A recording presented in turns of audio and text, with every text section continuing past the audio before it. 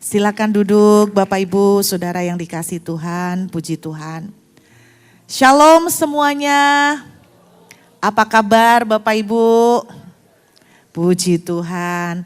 Saya berdoa selama beberapa waktu belakangan ini, saya sungguh berharap bahwa Bapak Ibu mengalami banyak keajaiban Tuhan. Wah, kok lemes ya? Saya berdoa Bapak Ibu mengalami banyak lawatan Tuhan. Mujizat Tuhan terjadi dalam hidup dan keluarga saudara. Amin. Sepanjang hari ini saya akan berbicara banyak tentang perjalanan iman saudara. Dan saya tahu kita semua sedang berdoa, menunggu jawaban Tuhan, sedang berdoa, meminta pertolongan Tuhan. Saya menerima cukup banyak DM yang rata-rata bertanya begini, kenapa Tuhan belum jawab saya? Kenapa janji Tuhan kok belum terjadi? Kenapa mujizat Tuhan tidak terjadi? Nah di kebaktian jam 10 saya sudah membagikan sesuatu berbicara tentang apa yang terjadi sehingga kenapa kita tidak melihat breakthrough, kita tidak melihat miracle. Saya secara pribadi bersama dengan keluarga kami masih terus menerus melihat kebaikan Tuhan terjadi di tengah-tengah keluarga kami. Kami terus melihat banyak hal yang luar biasa. Nah pada siang hari ini saya mau berbagi kenapa sih sebetulnya terjadi delay atau penundaan di dalam kita menantikan mujizat, kita menantikan jawaban doa.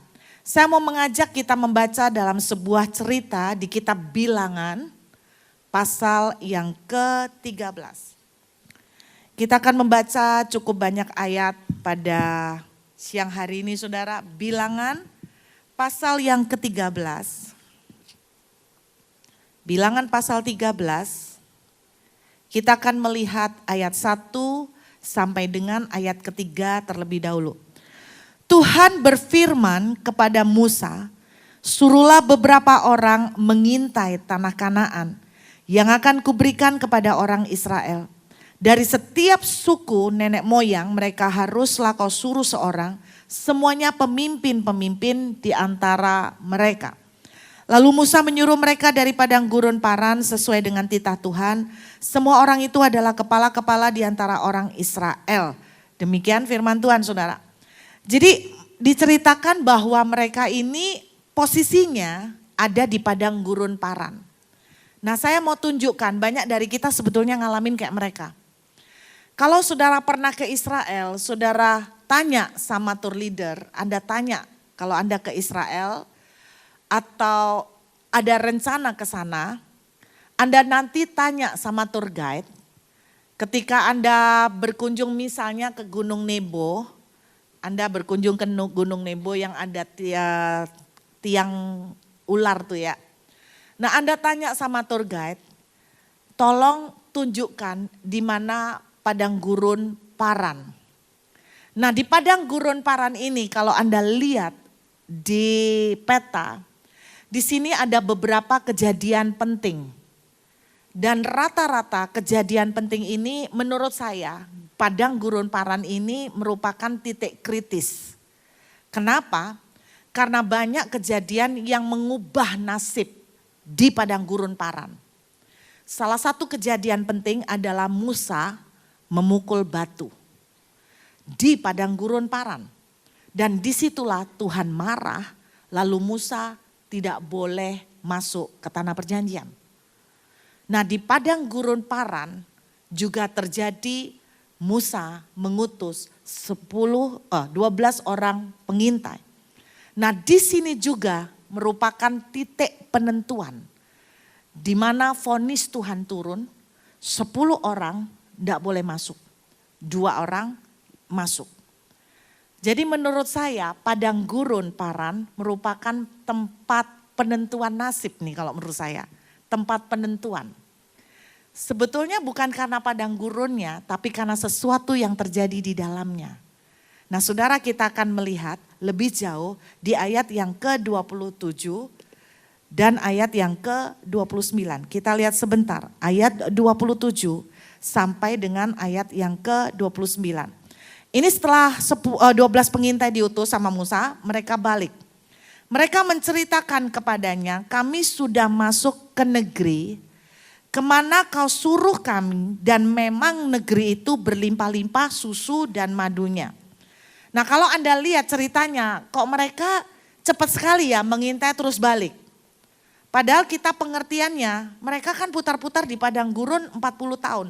Tapi kenapa kok mereka disuruh mengintai terus baliknya cepat? Karena memang sebetulnya posisi kalau Anda lihat di peta dengan padang gurun Paran itu, padang gurun Paran dengan tanah Kanaan, tanah perjanjian itu dekat sekali. Kalau ditempuh dengan jalan kaki hanya mengambil waktu beberapa jam. Tapi yang tragisnya tinggal beberapa jam ke depan mereka sudah sampai pada mujizat, pada tanah perjanjian. Kemudian langsung berputar menjadi puluhan tahun. Kenapa? Yuk kita lihat ayat 27. Mereka menceritakan kepadanya, kami sudah masuk ke berlimpah susu, hanya ayat 28. Bangsa yang diam di negeri itu kuat-kuat dan kota-kotanya berkubu dan sangat besar. Juga keturunan Enak telah kami lihat di sana. Orang Amalek diam di tanah Negab, orang Het, orang Yebus, orang Amori diam di pegunungan, orang Kanaan diam di sepanjang laut dan sepanjang tepi sungai. Ayat 30, lihat. Kemudian Kaleb mencoba menenteramkan hati bangsa itu di hadapan Musa, katanya, tidak, kita akan maju dan menduduki negeri itu sebab kita pasti akan mengalahkannya. Saya ajak kita lompat langsung, Bilangan pasal 14 ayat 20. Bilangan pasal 14 ayat 20 sampai dengan 23. Nah, Anda perhatikan baik-baik. Di sini Tuhan menjatuhkan vonis. Berfirmanlah Tuhan, aku mengampuninya. Mengampuni siapa? 10 orang plus orang Israel kebanyakan. Aku mengampuninya sesuai dengan permintaanmu. Jadi Musa itu berusaha melunakkan hati Tuhan untuk minta pengampunan. Hanya demi aku yang hidup dan kemuliaan Tuhan memenuhi seluruh bumi. Semua orang yang telah melihat kemuliaanku dan tanda-tanda mujizat yang kuperbuat di Mesir dan di padang gurun. Namun telah 10 kali mencobai aku dan tidak mau mendengarkan suaraku. Pastilah tidak akan melihat negeri yang kujanjikan dengan bersumpah kepada nenek moyang mereka. Semua yang menista aku tidak akan melihatnya. Ini vonis Tuhan untuk orang Israel plus 10 pengintai. Lalu kita lihat ayat yang ke-24.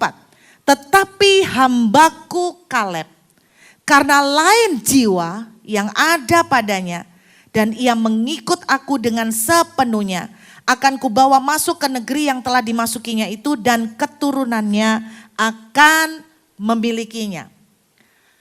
Anda lihat mereka sudah kurang beberapa jam masuk tanah perjanjian. Dalam hidup kita sebenarnya Bapak Ibu, banyak dari kita sudah dekat sekali dengan mujizat. Sudah dekat, tinggal selangkah lagi kita dekat dengan mujizat. Tapi kita kan enggak tahu. Nah yang terjadi sudah dekat banget dengan mujizat, tiba-tiba berubah. Enggak masuk melihat mujizat, malah mereka berputar-putar selama 38 tahun. Kenapa saya bilang 38 tahun bukan 40 tahun? Karena yang 2 tahun sudah dihitung dari jarak keluar dari Mesir, terus kemudian di padang gurun Sinai itu total sekitar 2 tahun. Jadi mereka berputar-putar itu 38 tahun. Padahal cuma bisa ditempuh beberapa jam, mengenaskan sekali, harus 38 tahun enggak dapat mujizat. Mending 38 tahun masuk, tapi 38 tahun juga enggak masuk Bapak Ibu. Nah ini yang saya mau bagikan, kenapa terjadi mujizat gagal? Kenapa terjadi penundaan? Jawaban saya cuma sepele Bapak Ibu, simple sekali. Karena reaksi yang salah. Karena reaksi yang salah. Reaksi apa? Izinkan saya bagikan ini sederhana. Saya bersyukur saya beberapa waktu yang lalu menerima sebuah DM. Dan DM itu tanya sama saya. Sebuah DM yang biasa sering ditanyakan orang. Kenapa Tuhan tidak menjawab doa saya? Sampai kapan saya harus menunggu? Kenapa Tuhan belum juga memberikan pertolongan? Itu pertanyaan umum. Tapi kemudian saya tidak perlu jawab. Ternyata dia mendengar sebuah khotbah saya. Lalu dia ngomong, sekarang saya ngerti kenapa Tuhan belum menjawab doa saya. Selisih beberapa jam sudah melihat mujizat. Selisih beberapa jam mujizat terjadi, penggenapan janji terjadi. Tapi enggak terjadi karena reaksi salah. Reaksi apa? Mari saya ceritakan pada Bapak Ibu. Apa yang terjadi pada 10 orang? Apa yang terjadi pada mereka? Jawaban sederhana. Reaksi yang salah satunya mengeluh. Sederhana kan? Mengeluh. Saya nggak mau ngajarin yang ruwet-ruwet, simple. Saya mau tanya jujur, siapa yang hari ini sudah mengeluh? Tolong angkat tangan. Terima kasih untuk kejujurannya, ada walaupun setengah tiang. Sekali lagi, siapa yang hari ini sudah mengisi hari dengan mengeluh? Tolong angkat tangan. Terima kasih buat kejujurannya. Saudara, Anda dan saya sering ngomong begini loh, Bu, manusia tuh lumrah mengeluh. Anda bilang lumrah. Saya ajak buka 1 Korintus. Anda kan bilang lumrah toh? 1 Korintus. Pasal yang ke-10. Ayat yang ke-10. Lumrah mengeluh. Apalagi mengeluhnya banyak sekali. Lumrah Bu, namanya manusia. Manusia ya enggak pernah toh enggak mengeluh, pasti mengeluh. Setelah saya ngerti ternyata mengeluh itu kuasanya dahsyat. Saya langsung bertobat Bapak Ibu. 1 Korintus pasal 10 ayat yang ke-10. Dan janganlah, saya mau aja Bapak Ibu baca deh. Biar inget. 1, 2, 3.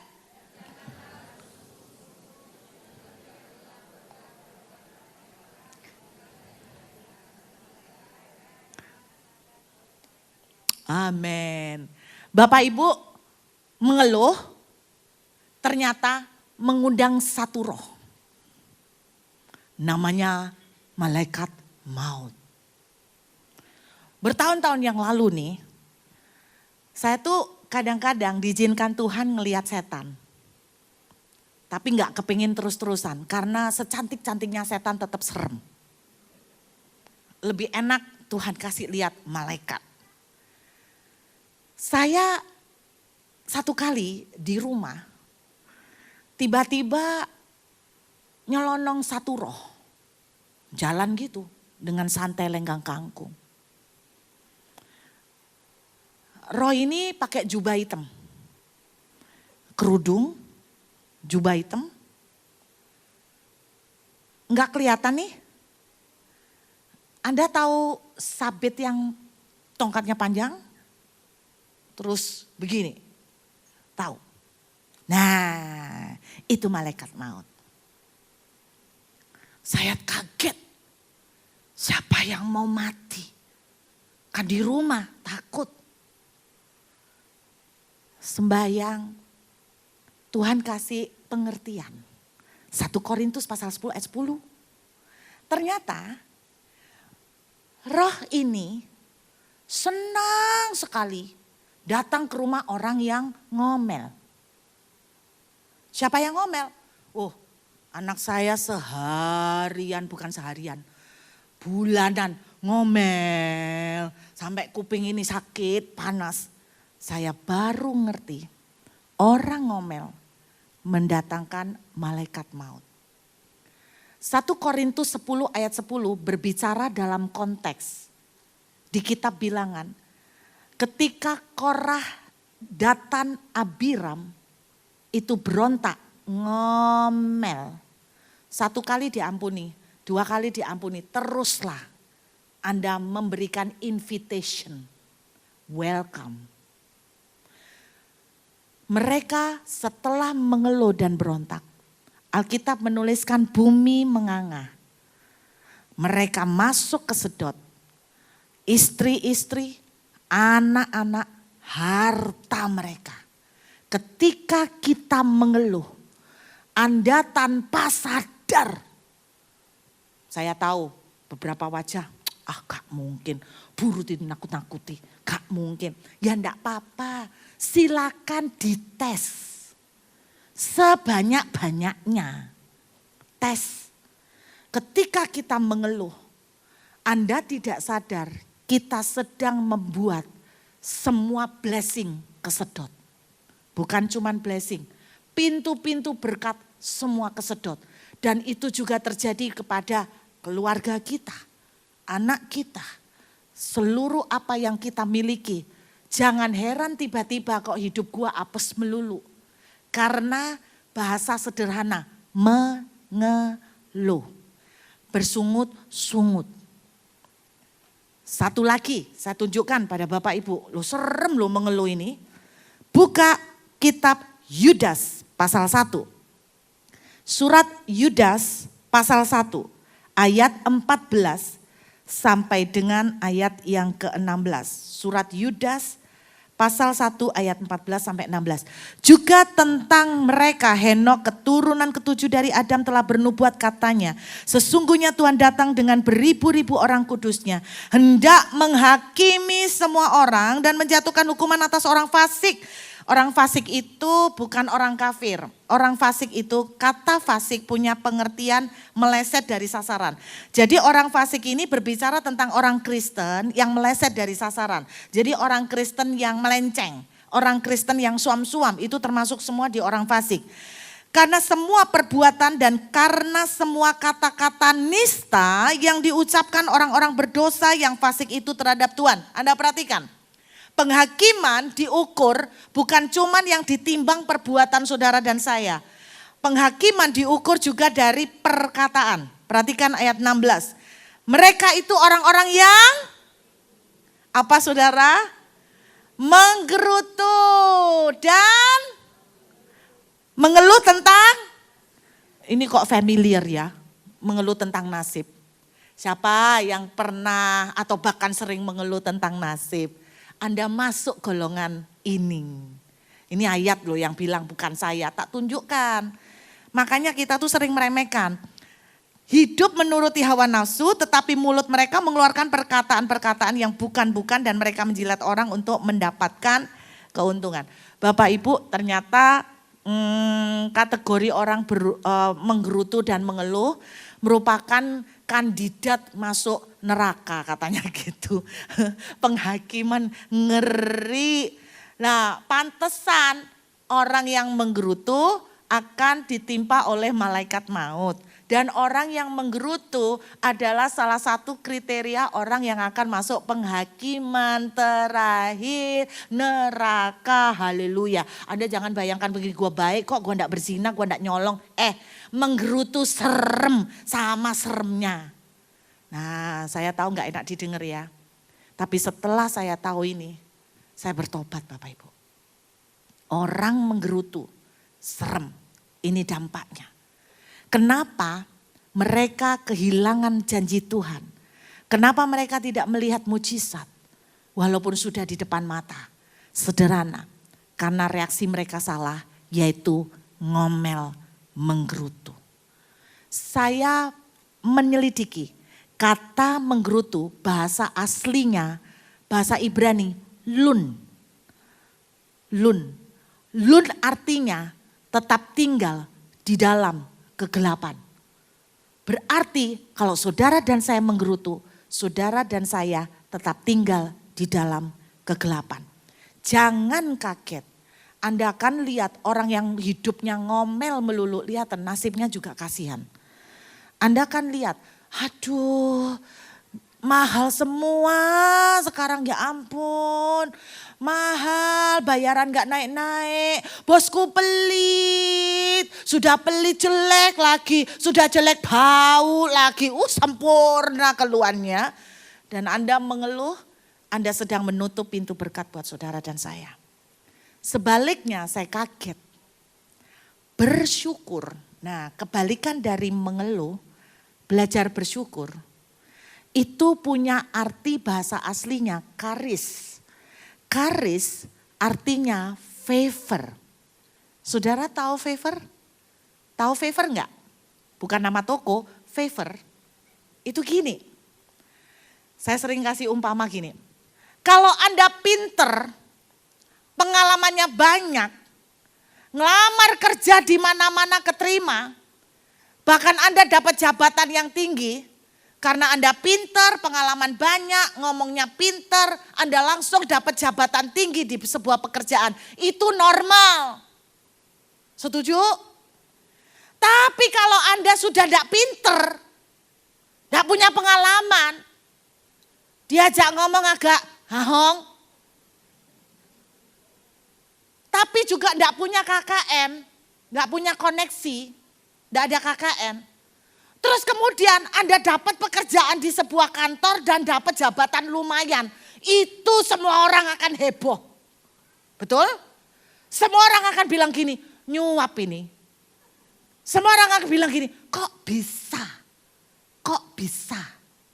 Betul? Kalau ternyata dia tidak ada KKN, dia tidak nyuap, tapi benar-benar dapat pekerjaan.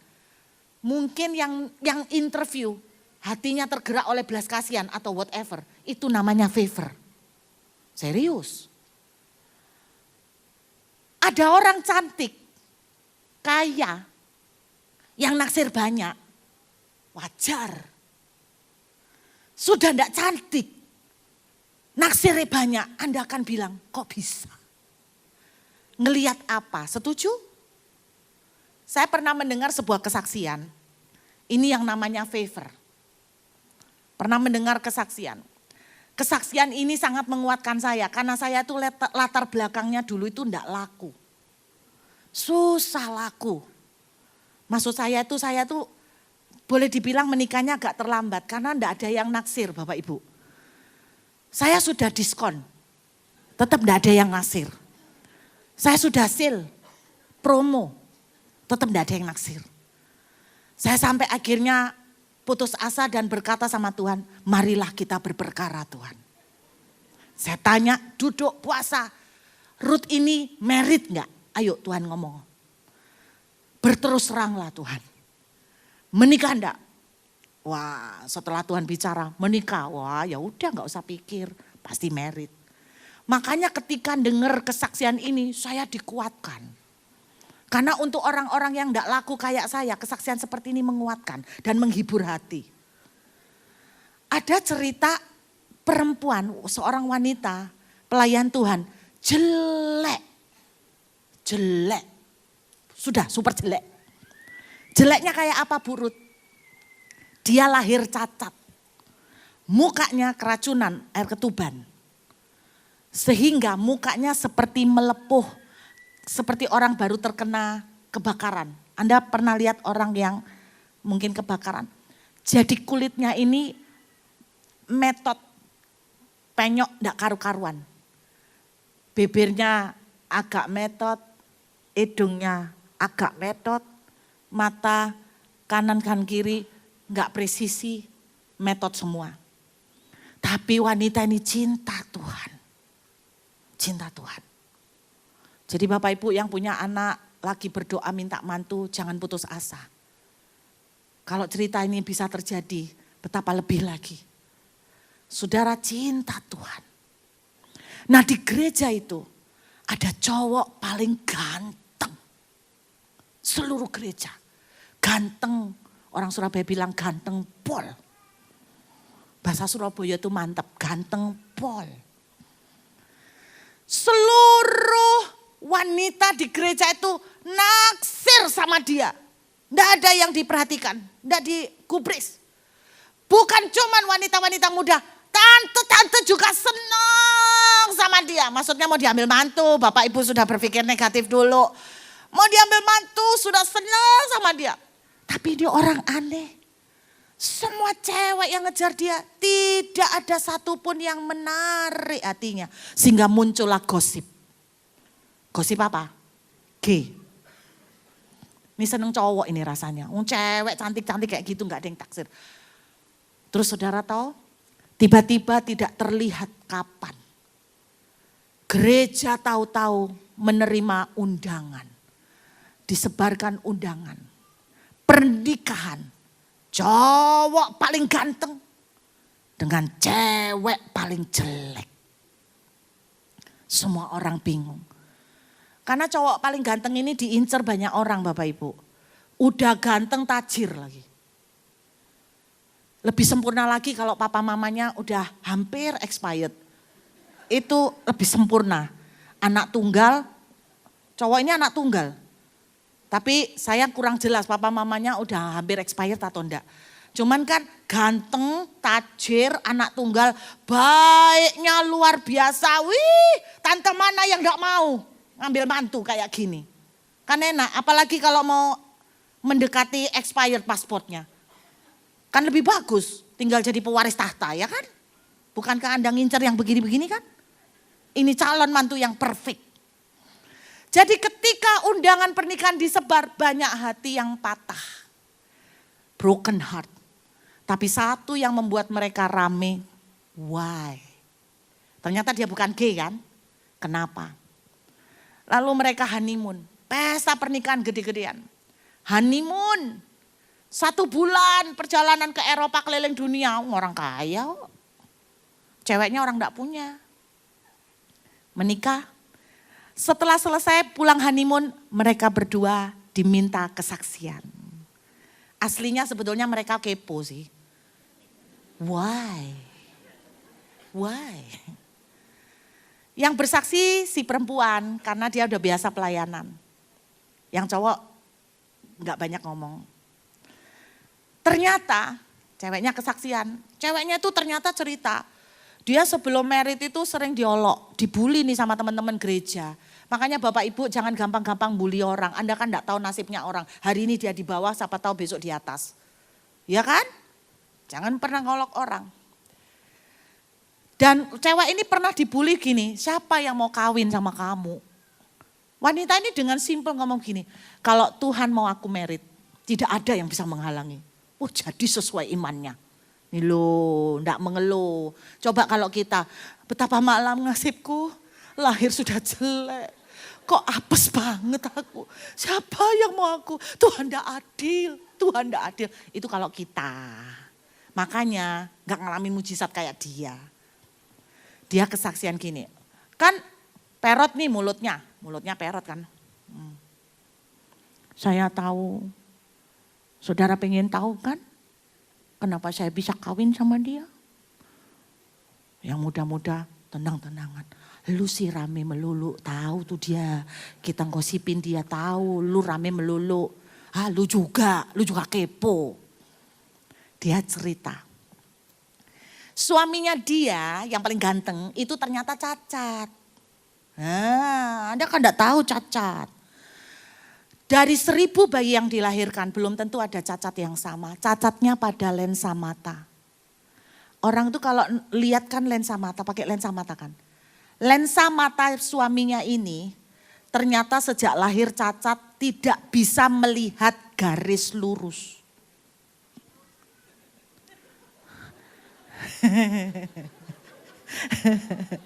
Nggak bisa lihat garis lurus. Anda ngerti sekarang kenapa cewek cantik kayak apapun di matanya bengkok, saudara. Sebaliknya cewek yang metot-metot semua, she's the only one, the perfect one in the world, the most beautiful one. Loh, keren. Betul kan? Makanya jangan mengeluh. Jangan mengeluh. Saya dulu sering mengeluh. Karena mama saya selalu ngolok saya jelek. Saya mengeluh kenapa enggak ada orang mau sama saya. Kok saya ini malang ya, sudah lahir miskin jelek lagi. Saya mengeluh siapa yang mau sama saya. Setelah saya mulai mengerti, ganti kata-katanya. Aku laris manis kayak kacang goreng. Aku laris manis kayak kacang goreng. Jangan mengeluh. Setelah saya ngomong begitu, laris loh. Banyak kumbang-kumbang mendekat. Akhirnya saya milih kumbang yang kayak bule. Karena cita-cita saya dulu kepingin kawin sama orang bule. Tapi Tuhan bilang kamu enggak tak kasih orang bule. Kenapa Tuhan? Karena kamu tuh keras, penyesuaiannya berat. Kamu tak kasih fotokopiannya aja. Saya dikasih fotokopian bule, blasteran. Tapi puji Tuhan fotokopi kelas serok Bapak Ibu. Jadi enggak luntur. Belajar bersyukur, amin. Kalau mengeluh kita mendatangkan malaikat maut, berkat-berkat mati semua, pintu-pintu tertutup. Tapi ketika kita bersyukur, favor terjadi, amin. Ngerti favor? Saya dan saudara enggak layak tapi kok bisa ya?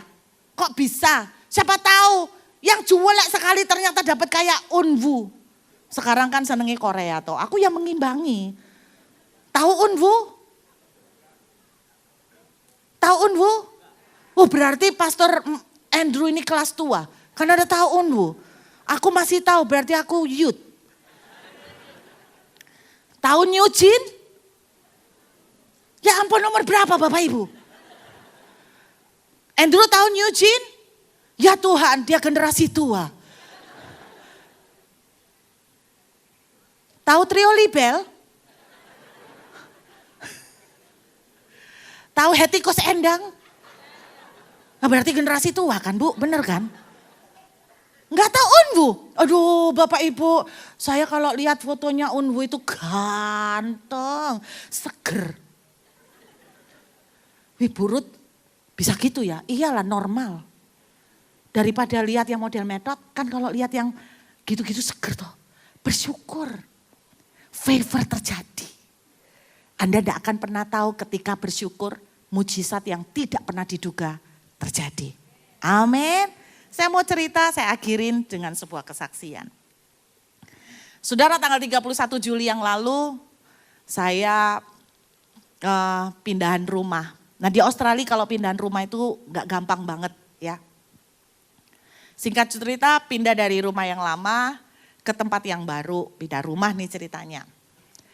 Saudara tanggal 31 itu deadline terakhir kami harus keluar dari rumah.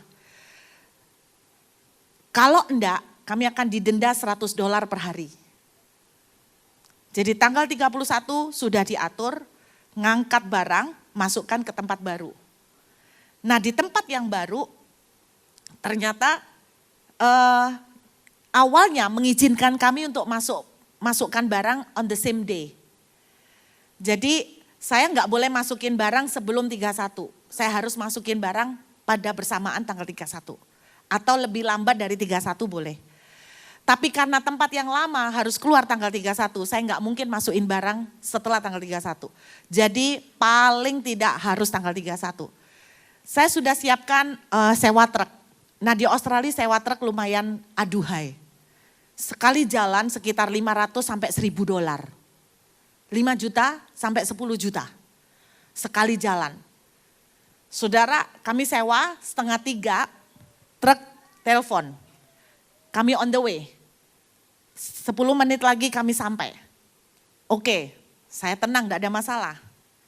Kemudian tiba-tiba 5 menit kemudian tempat yang baru, pokoknya beberapa menit kemudian tempat yang baru telepon dan dia bilang begini, kamu tidak boleh masukin barang.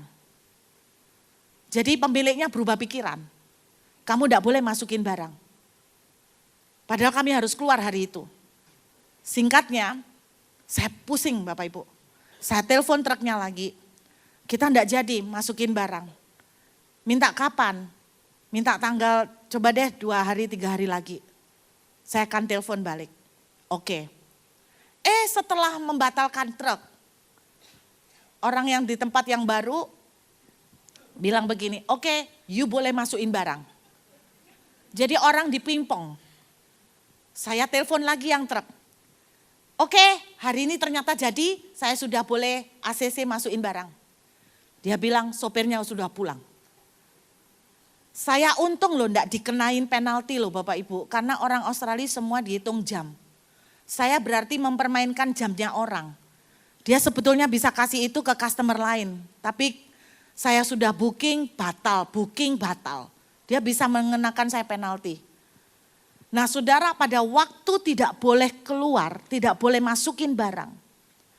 Saya stres Bapak Ibu. Saya stres sekali. Pada waktu dikabarin, you tidak bisa move. Kamu tidak bisa masukin barang. Kenapa? Karena semua dokumen berantakan. Di sana itu mau menyewa, mau beli, semua itu pakai dokumen komplit. Waduh dokumennya luar biasa. Nah dia bilang, you enggak bisa masukin barang, you enggak bisa pindah karena dokumennya berantakan. Saya stres Bapak Ibu. Hari itu pas ulang tahun saya. Orang ngasih selama saya enggak gubris. Karena mati rasa sudah. Saya terkapar duduk di lantai di rumah saya yang lama. Suami saya sampai rebah. Dan dia bilang gini, Non, aku enggak kuat loh jalan iman sama Tuhan. Saya dulu pernah ngomong sama Tuhan, Tuhan tolong. Jangan sampai barang sudah dikeluarkan saya belum dapat tempat. Saudara, ternyata doa saya dikabulkan.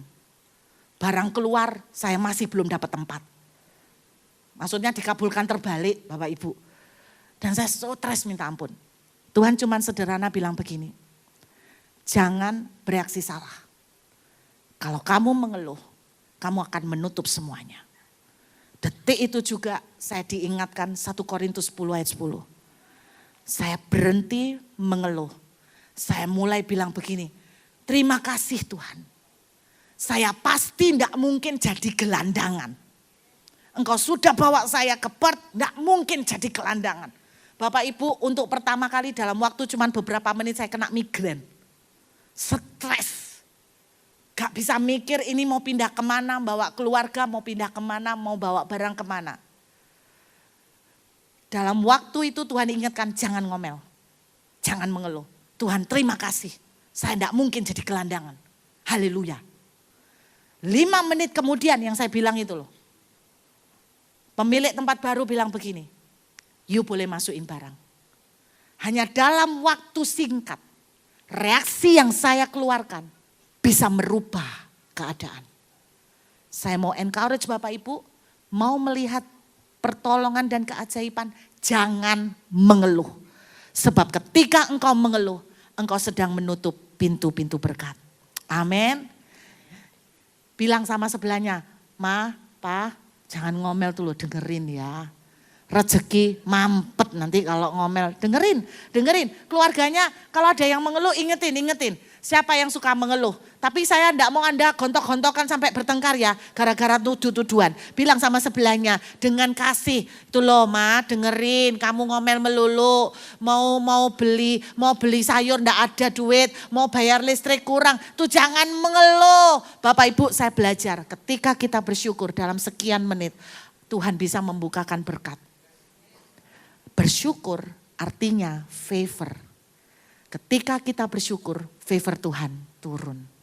Amin. Ketika bersyukur, favor Tuhan turun. Mari kita akhiri Mazmur 34. Ayat terakhir. Mazmur pasal 34. Saya meminta pemain musik boleh kembali. Mazmur pasal 34. Ayat 1. Dari Daud pada waktu ia pura-pura tidak waras pikirannya di depan Abimelek sehingga ia diusir lalu pergi. Saudara, Daud lagi pura-pura gila karena dia takut dibunuh sama Raja Abimelek. Saya mau tanya sama Bapak Ibu, kalau orang lagi pura-pura gila berarti kepepet enggak? Kalau orang sampai pura-pura gila berarti stres enggak? Kalau saudara ditagih utang terus debt collector datang Anda pura-pura gila berarti loh iya maksudnya berarti kepepet banget kan? Nah ini situasinya Daud, tapi bukan debt collector saudara. Situasi Daud, orang lagi stres nih, lagi stres. Anda lihat, langsung lompat ayat 2. Aku hendak memuji Tuhan pada segala waktu. Puji-pujian kepadanya tetap di dalam mulutku. Wah keren, lagi stres memuji Tuhan pada segala waktu. Kenapa dia bilang begitu? Kita lihat, bahkan yang luar biasa, ayat yang ketiga. Ayat yang keempat, muliakanlah Tuhan bersama-sama dengan aku. Marilah kita bersama-sama memasyurkan namanya. Orang stres ngajak kita semua bersyukur loh. Ada yang enggak punya duit, lagi sumpek nih mau bayar tanggungan. Terus saudara berkata, marilah kita bersyukur. Bahwasanya Tuhan itu baik dan kasih setianya untuk selama-lamanya. Keren kan? Betul kan? Ini yang ngajak syukur bukan orang yang lagi dapat lotre loh. Yang ngajak syukur orang yang lagi susah loh. Kenapa dia ngajak syukur? Anda lihat kuasa bersyukur. Ayat yang kelima. Aku telah mencari Tuhan. Jadi Bapak Ibu, dia bilang habis bersyukur dia ngomong gini. Aku telah mencari Tuhan. Saya pikir mencari Tuhan itu gini. Masuk kamar, berlutut, tutup mata, langsung kira itu cari Tuhan. Atau doa puasa. Enggak loh. Salah satu cara cari Tuhan, bersyukur. Bersyukur. Simple. Anda jangan bayangkan serius-serius amat. Bersyukur, mencari Tuhan. Kita cari Tuhan yuk. Ini lagi kepepet kita cari Tuhan. Puasa. 3 hari 3 malam. Masuk kamar enggak mau terima orang. Di dalam kamar nangis, Tuhan mau ditagih. Mau ditagih ini loh mepet. Kita pikir cari Tuhan seperti itu, enggak. Bersyukur, muji Tuhan. Terus dituliskan begini, oh ini keren. Lalu ayatnya bilang apa? Ia menjawab, aku. Wow, orang yang bersyukur, surga cepat sekali loh jawabnya. Amin. Saudara mau dijawab Tuhan? Bersyukur. Lalu ia menjawab aku dan bukan cuma menjawab, iya nak gitu tok, enggak. Tapi apa? Ia melepaskan aku dari segala kegentaran. Bersyukur akan ketemu surga dengan luar biasa. Lalu Tuhan memberikan pemulihan, jalan keluar. Makanya yang terjadi pada waktu saya mepet mau keluar barang, bersyukur membalikkan keadaan. Ia menjawab aku, melepaskan aku dari kegentaran. Yuk kita bersyukur sama Tuhan. Amin.